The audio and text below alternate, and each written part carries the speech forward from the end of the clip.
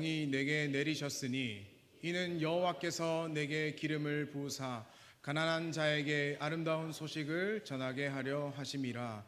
나를 보내사 마음이 상한 자를 고치며 포로된 자에게 자유를, 갇힌 자에게 노임을 선포하며 여호와의 은혜의 해와 우리 하나님의 보복의 날을 선포하여 모든 슬픈 자를 위로하되 무릇 시온에서 슬퍼하는 자에게 화관을 주어 그 죄를 대신하며 기쁨의 기름으로 그 슬픔을 대신하며 찬송의 옷으로 그 근심을 대신하시고 그들이 의의 나무 곧 여호와께서 심으신 그 영광을 나타낼 자라 일컬음을 받게 하려 하심이라.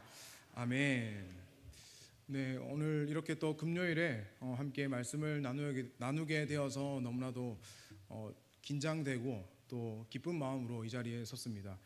제가 4월에 이 자리에 섰을 때 쌍꺼풀 얘기를 해가지고 모든 성도님들이 지나가면서 제 눈을 이제 쳐다보고 가시는 것 같습니다. 네, 그래서 요즘에 저의 이슈는 이제 다이어트입니다. 제가 조금 살이 좀 빠진 것 같지 않습니까? 네, 제가 여러분들이 워낙 기도를 많이 해주셔서 여기에 오고 나서 한 8kg 정도가 쪘습니다. 네, 너무 영육간의 강건을 위해서 기도를 너무 많이 해주셔서 8kg가 쪘는데 지금 그래도 한 5kg가 빠졌습니다. 네, 가능하시면 이제 조금 다이어트를 위한 기도를 함께 해주시면 저도 여러분들의 그 여름 가운데 다이어트를 위해서 함께 기도하도록 하겠습니다. 네, 말씀 전할 텐데요. 오늘 제목은 이 시대에 필요한 메시아라는 제목으로 함께 말씀을 나누고자 합니다. 오늘 여러분들에게 한 가지 질문을 드리려고 합니다. 알렉산더 대왕을 여러분들을 아시죠? 그리고 이순신 장군도 아실 겁니다. 그리고 나폴레옹, 안중근 의사, 아브라함 링컨 대통령, 그리고 인도의 간디, 다 모두들 아시는 분들일 겁니다. 그러면 이 사람들의 공통점은 무엇일까요? 제가 이렇게 말씀드렸던 이 사람들의 공통점은 모두 각자의 시대에 나라의 운명을 바꾸고 또 위대한 업적을 남긴 영웅들입니다. 그래서 인간 역사에서는 항상 이렇게 영웅과도 같은 메시아의 존재를 갈망해 옴을 우리는 보게 됩니다. 오늘날에는 그 테슬라를 창조한 일론 머스크를 모두 다 알고 있을 겁니다.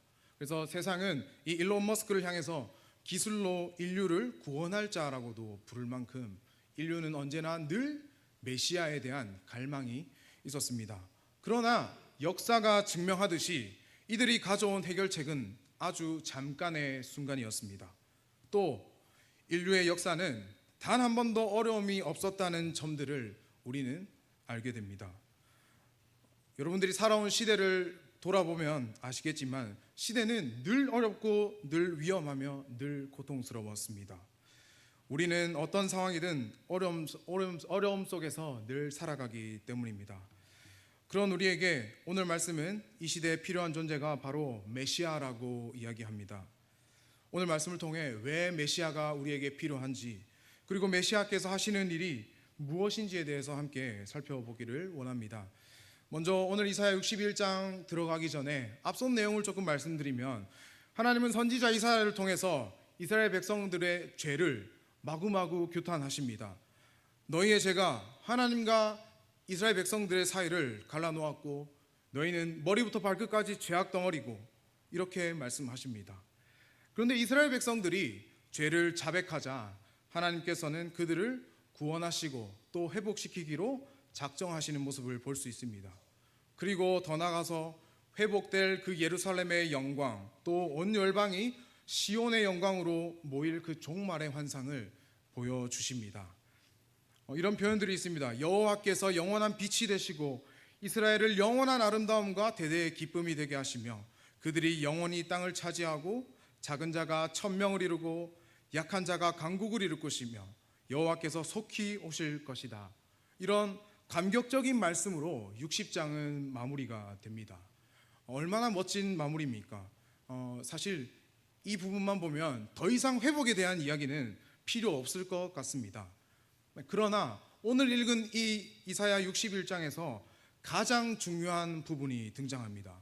바로 이 하나님의 찬란한 영광의 회복이 어떻게 이루어지는 것인가에 대해서 이 61장은 말씀하고 있습니다. 이것은 바로 메시아 곧 예수 그리스도를 통해 이 모든 것들이 회복될 것을 예언하고 있는 것이 바로 이사야 61장의 말씀입니다. 이제 본격적으로 이 시대에 왜 메시아가 필요한지에 대해서 자세히 좀 살펴보겠습니다. 이 메시아가 이 시대에 필요한 첫 번째 이유는 이 시대는 영적으로 무너졌기 때문에 메시아가 필요합니다. 함께 읽겠습니다. 이 시대는 영적으로 무너졌기 때문에 메시아가 필요합니다. 이사야 61장 1절 상반절을 함께 읽어보도록 하겠습니다. 주 여호와의 영이 내게 내리셨으니 이는 여호와께서 내게 기름을 부으사 가난한 자에게 아름다운 소식을 전하게 하려 하심이라. 나를 보내사 마음이 상한 자를 고치며 포로된 자에게 자유를 갇힌 자에게 노임을 선포하며 여호와의 은혜의 해와. 여기에 색깔로 칠해진 단어들을 보시기 바랍니다. 계속 화면을 띄워주시고 가난한 자에게, 마음이 상한 자에게, 포로된 자에게, 갇힌 자에게. 이스라엘 백성들은 70년의 그 포로 생활을 마치고 돌아왔지만 그들의 현실은 녹록지 않았습니다. 그 땅은 완전히 황폐해졌고 또 성벽과 성전은 완전히 무너진 상태였고 외부인들의 방해들이 심각하게 있었습니다. 포로 생활 가운데 돌아온 자들과 본토에 남아있는 자들의 갈등은 치솟았고 또 산업의 기반이 완전히 붕괴돼서 그들은 형편없이 살아가고 있었습니다. 그래서 이스라엘 사람들이 이 상황을 보고 있자니 그 수많은 백성들의 마음에는 하나님이 진짜 우리를 회복하신 게 맞나? 하나님 진짜 우리를 회복하셨을까? 라는 의문이 들었습니다. 그러나 더 심각한 문제가 있습니다. 바로 영적인 정체성이 무너지고 신앙의 혼란이 계속되어 있던 것입니다. 포로기 이전에 하나님의 성전에서 그렸던 그 놀라운 예배들은 완전히 무너졌고 새롭게 회복된 예배는 아직 미약했습니다. 선택받은 그 백성으로서의 정체성이 완전히 무너지고 종교적으로 형식적이고 또 습관적인 경건만이 남아 있었고 죄에 대한 자각은 있지만 하나님의 그 나라의 백성으로서의 그 신분은 잊은 채 살아가는 시대였습니다. 그들은 하나님을 위해 금식하는 것이 아니라 자기 자신을 위해 금식하고 하나님께 집중하는 것이 아니라 오로지 자기에게 집중하는 신앙생활을 하고 있습니다. 죄를 사랑하기를 즐겨하는 형식적인 백성들의 모습만이 남아있던 것입니다. 포로 생활이 끝났지만 황폐해진 그 고향 땅에서 아무런 소망 없이 하나님의 백성으로서의 정체성을 잃어버린 채 회복할 수 없는 그 상태에 놓여 있는 모습들이 바로 그 이스라엘의 상황이었습니다. 여기서 좀 더 들어가면 가난한 자, 여기서 말하는 이 가난은 단순히 우리가 물질적인 가난을 표시하고 있는 것이 아닙니다. 돈이 없고 굶어서 없다 이런 뜻이 아닙니다. 마태복음 5장에 보면 똑같이 가난이라는 단어를 사용하는 곳이 있는데요.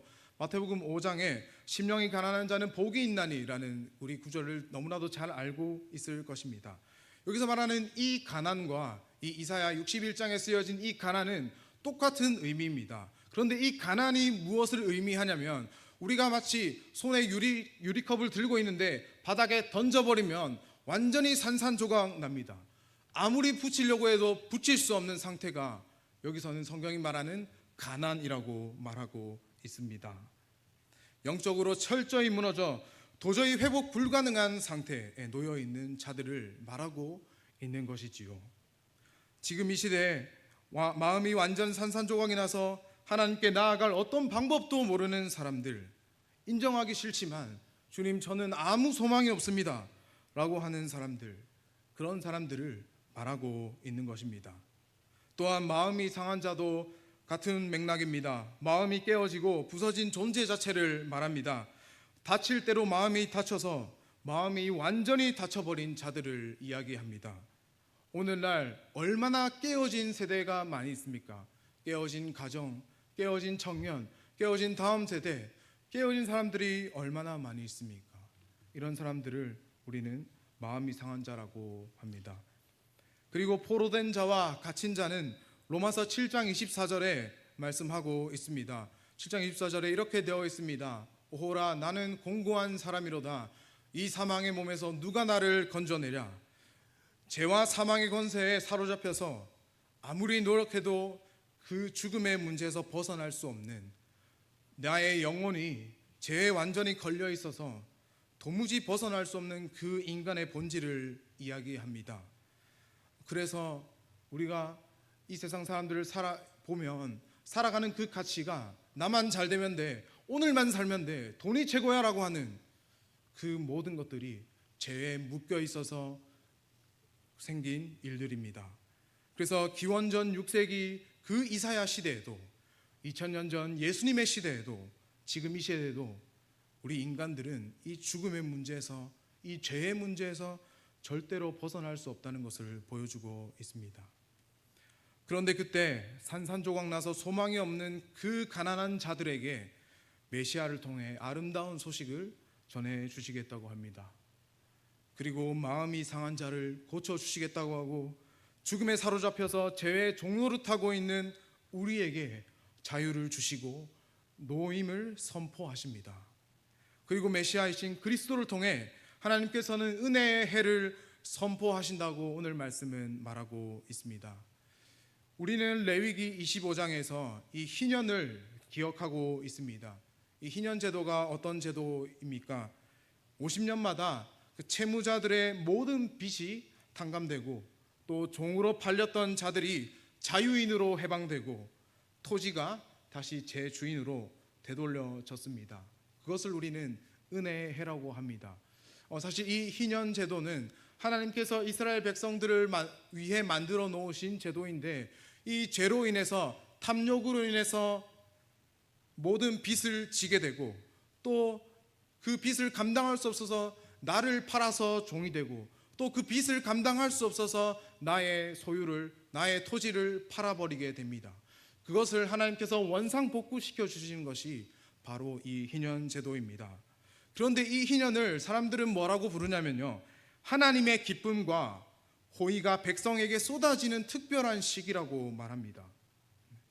죄로 인해서 탐욕의 결과로 내가 빚을 졌고, 죄로 인해서 탐욕의 결과로 내가 내 자신을, 내 가족들을 종으로 팔아버렸고, 그 탐욕의 결과로 하나님께서 주신 그 땅을 내가 팔아버렸는데 왜 하나님께서는 이것을 보시고 기쁨의 해라고, 기쁨의 호의라고 말씀하고 있을까요? 바로 이것은 예수 그리스도를 통해서 우리를 살리신 그 기쁨의 선포인 것입니다. 잃어버렸던 자신의 백성들을 되찾는 그 기쁨의 선포를 그 희년 제도를 통해서 우리에게 보여주시는 것이고, 그것이 바로 은혜의 해라고 하는 것입니다. 아름다운 소식을 전해 듣고 또 고침을 받고 해방되고 은혜의 해를 선물 받은 것들 중에서 죄송하지만 우리의 노력은 단 하나도 없습니다. 우리의 노력은 단 하나, 죄로 날마다 달려가는 일, 그것밖에 없는데 하나님께서는 그렇게 은혜의 해를 우리에게 선포하겠다고 성경은 말하고 있는 것입니다. 영적으로 완전히 무너진 이 시대에 우리에게는 메시아가 필요하다는 것을 알 수 있습니다. 이 자리에 앉아 계신 분들도 이 시대를 보고 있으면 아마 다들 이렇게 기도할 겁니다. 하나님, 이 시대가 영적으로 완전히 무너졌습니다. 살려주십시오. 그런데 저는 오늘 이 밤에 우리가 다 함께 이렇게 기도하기를 원합니다. 하나님, 이 시대가 영적으로 무너졌습니다. 그런데 주님, 저는 아닌 줄 알았는데 이 말씀을 보니 저도 무너져 있습니다. 주님, 저를 먼저 살려주시옵소서. 이렇게 함께 기도하면 좋겠습니다. 왜냐하면 이 시대만 메시아가 필요한 게 아니라 사실은 내가 가장 먼저 메시아인 예수 그리스도가 필요한 존재이기 때문입니다. 신앙의 연수가 오래되어서 내가 어떤 상태인지 자각하지 못할 때, 나 이만큼 신앙생활 했으니까 나 이제 좀 신앙인으로서 괜찮아라고 생각하는 그 마음과 태도, 경건의 모양은 있으나 경건의 능력이 아무것도 없는 상태, 바로 그때가 메시아이신 그리스도 예수가 필요한 상태이기 때문입니다. 오늘 밤에 우리 모두 하나님 이 시대에도 메시아가 필요하지만 내가 진정으로 메시아인 그리스도가 필요합니다라고 고백하는 밤이 되기를 바랍니다. 네, 이 시대에 메시아가 필요한 두 번째 이유는 이것입니다. 네, 함께 읽도록 하겠습니다. 절망과 허무에 빠진 시대에 아멘. 네, 이사야 61장 2절 후반부부터 3절까지 함께 읽도록 하겠습니다. 우리 하나님의 보복의 날을 선포하여 모든 슬픈 자를 위로하되 무릇 시온에서 슬퍼하는 자에게 화관을 주어 그 죄를 대신하며 기쁨의 기름으로 그 슬픔을 대신하며 찬송의 옷으로 그 근심을 대신하고 그들이 의의 나무 곧 여호와께서 심으신 그 영광을 나타낼지라 일컬음을 받게 하려 하심이라. 아멘. 이 시대가 어떠한 시대였다고 했습니까? 영적으로 철저하게 무너진 시대였습니다. 절망과 허무에 빠져버린 시대였습니다. 그런 이스라엘 백성들에게 은혜의 해를 선포하시고 이제는 말씀해 보니 보복의 날을 선포하여 모든 슬픈 자를 위로하신다고 하십니다. 은혜의 해를 예수 그리스도를 통하여서 선포하시고 이 보복의 날을 선포하여서 모든 슬픈 자를 위로한다. 보복의 날은 이 복수가 아니라 마지막 때에 있을 전능하시고 거룩하시고 또 공의로우신 우리 하나님의 심판입니다. 메시아를 통해서 그 심판의 날에 우리 성도들이 받은 그동안의 절망과 아픔과 고통과 괴로움과 그리고 슬퍼하고 있는 모든 자들을 위로하신다고 약속의 말씀으로 선포하고 있습니다. 그리고 그 위로가 어떻게 이루어지는지 표시된 저 노란 색깔의 세 가지 대조를 통해서 설명하고 있습니다. 네, 함께 읽어볼까요? 죄 대신 화관으로, 슬픔 대신 기쁨의 기름으로, 근심 대신 찬송의 옷으로, 네, 이 세 가지를 통해서 말씀하고 있습니다. 이때 당시 죄를 뒤집어 쓰는 것은 고통과 슬픔, 비탄, 그리고 처절한 회개를 상징하는 것이었습니다. 말 그대로 아주 비참한 상황에 놓여져 있는 것입니다. 그러나 하나님은 메시아를 통해서 그 비참한 죄의 흔적들을 지우려고 해도 아무리 노력해도 지울 수 없는 그 죄의 흔적들을 대신에 화관으로 우리에게 주신다고 합니다. 왕의 그 면류관 같은 그 아름다운 영광과 존귀를 우리에게 주신다고 약속합니다. 이것은 바로 죄로 더럽혀진 우리의 영혼이 그리스도 안에서 영광스럽게 영화롭게 변화되는 것을 말합니다. 슬픔 대신 기쁨의 기름을 바릅니다. 이것은 이스라엘 백성들은 슬픔과 금식의 때에는 절대로 기름을 바르지 않았습니다. 오직 축제와 환희가 있을 때 기쁨의 때에만 이 향기로운 기름을 발랐습니다. 이것은 메시아이신 예수 그리스도는 우리의 모든 슬픔을 기쁨을 찾아볼 수 없는 자들에게 세상이 줄 수 없는 놀라운 그 기쁨으로 바꾸어 주신다는 그 약속의 말씀입니다. 근심 대신 찬송의 옷을 입혀 주신다고 합니다. 나의 영혼이 낙담하여 우울에 빠져 있을 때 날마다 죄를 짓는 것으로 인해 근심에 쌓여 있는 우리에게 하나님만을 찬양하고 하나님께만 영광을 돌리는 찬송의 옷을 입히신다고 합니다. 이것은 우리 존재의 목적이 죄에서 벗어나서 하나님을 기쁘시게 하는 것으로 바꾸어 주신다는 그 약속의 말씀입니다. 이 세 가지 변화를 통해서 하나님은 궁극적으로 우리를 의의 나무라고 불러주실 것입니다. 이것은 인간이 만들고 인간이 심은 그런 나약한 나무가 아니라 하나님께서 친히 심은 것입니다. 그리고 그 나무의 존재의 목적은 오직 하나님의 영광을 드러내는 것입니다. 그리고 그 사명을 오늘날 우리에게 부어주신 것입니다. 사랑하는 여러분, 이사야서의 이 예언의 말씀은 우리가 메시아이신 예수 그리스도를 믿음으로써 우리의 삶과 우리의 존재가 어떻게 변화되는지 분명하게 보여주는 장면입니다. 이것은 바로 우리의 신분이 완전히 뒤바뀌는 것입니다. 우리는 더 이상 슬픔의 죄를 뒤집어 쓴 죄인이 아니라 그리스도께서 주신 영광스러운 아름다움과 기쁨, 찬송의 옷을 입은 하나님의 존귀한 자녀들입니다. 그 말인즉슨 우리는 이제 더 이상 우리 자신의 만족이나 우리 자신만의 목표를 세우고 살아가는 존재가 아니라고 하는 것입니다. 인간의 주된 목적이 우리는 다 알고 있습니다. 바로 하나님을 영화롭게 하고 그분을 영원토록 즐거워하는 것입니다. 이 자리에 금요철에 오신 분들은 대부분 믿음 생활을 오래 하시는 분들이었을 것입니다. 그러면 여러분들은 하나님의 은혜를 처음 경험했던 그 순간을 기억하십니까? 나의 신분이 죄의 종에서 하나님의 자녀로 바뀌었던 그 순간을 기억하십니까? 그리고 지금까지 하나님의 자녀로 살아가고 있습니까? 아니면 신분이 바뀌었지만 여전히 나의 신분이 죄의 종인 줄 알고 착각하며 살아가고 있습니까? 우리는 하나님께 오직 소망을 두고 살아가야 하고 그렇게 살기 위해서 우리는 그리고 이 시대는 메시아가 필요한 것입니다. 말씀을 맺겠습니다. 여러분, 오늘 이 시대에 메시아가 필요한 두 가지 이유에 대해서 나누었습니다. 그런데 메시아의 뜻이 무엇인지 아십니까? 바로 기름 부음 받은 자입니다. 구약 성경에는 왕과 제사장과 선지자 이 세 직분에만이 기름을 부을 수 있었습니다.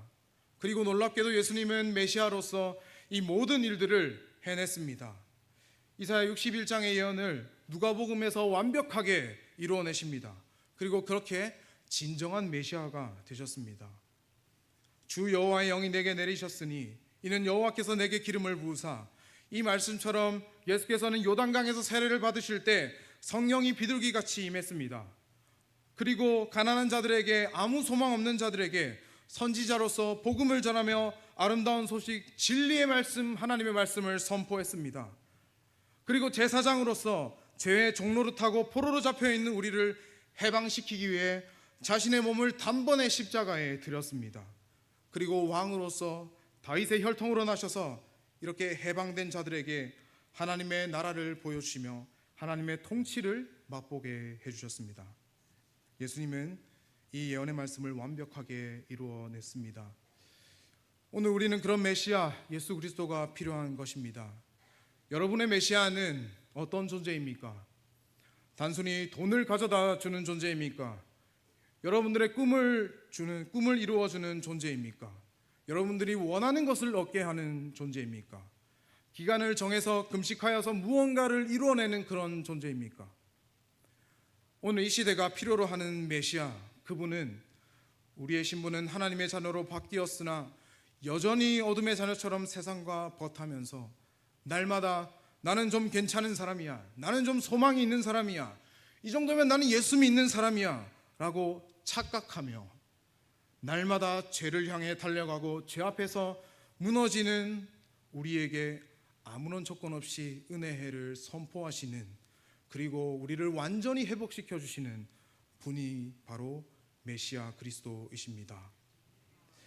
오늘도 이 시대가 필요하는 메시아가 예수 그리스도임을, 나에게 필요한 메시아가 예수 그리스도임을 깨닫는 사랑하는 대일교회 모든 성도님들 되시기를 주님의 이름으로 축복합니다.